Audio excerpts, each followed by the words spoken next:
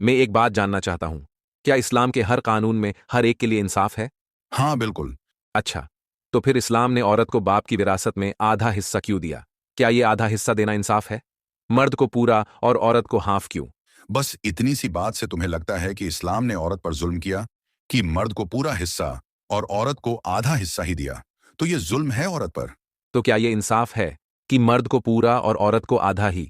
और इससे तो ये भी साबित होता है ना कि इस्लाम ने औरत को मर्द के मुकाबले कम दर्जा दिया, तभी तो उसको आधा हिस्सा ही दिया।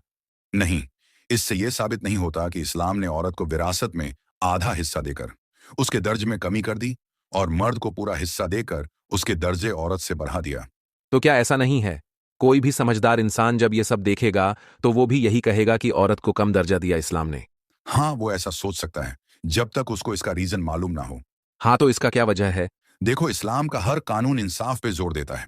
इंसाफ और बराबरी ये दो अलग चीजें हैं। इसको किसी और दिन समझाऊंगा। तो इस्लाम का हर एक कानून इंसाफ पे होता है। औरत को आधा हिस्सा इसलिए दिया कि उसको कमाने और घर का खर्च उठाने की जिम्मेदारी नहीं दी। शादी से पहले तक उसका बाप पूरा खर्च उठाता है, फिर शादी के बाद उसका शौहर। तो औरत को कहीं कमाने या घर का खर्च उठाने की जिम्मेदारी नहीं है। फिर भी उसको आधा हिस्सा दिया। लेकिन दूसरी तरफ मर्द को एक हिस्सा दिया, लेकिन उस पर कितनी जिम्मेदारी दी? बाप के बाद उसको ही घर का खर्च उठाना है, और उसकी बीवी बच्चों का भी। और अगर उसके भाई या बहन अगर छोटे हैं तो उन सब का भी। फिर माँ बाप है तो उसका भी। बहन कुंवारी है तो उसका शादी कराना। फिर भी ये सब जिम्मेदारी उठाने के बाद भी इस्लाम ने कहा कि तुम्हारी बहन का तुम्हारे बाप के विरासत में आधा हिस्सा है।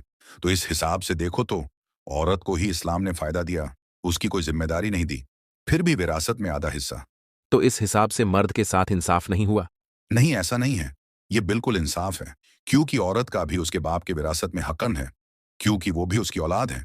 तो जब हर औलाद को विरासत में हक कर दिया, तो उसको क्यों छोड़ देता? हाँ, औरत को आधा हिस्सा दिया, क्योंकि उस पे घर का खर्च उठाने की जिम्मेदारी नहीं दी, और मर्द को उससे ज्यादा हिस्सा दिया तो उस पे जिम्मेदारी दी। इसलिए यही इंसाफ है। जिस पे घर की जिम्मेदारी दिया उसको ज्यादा हिस्सा दिया, और जिस पे जिम्मेदारी नहीं है तो उसको आधा दिया, क्योंकि वो भी उसकी औलाद है।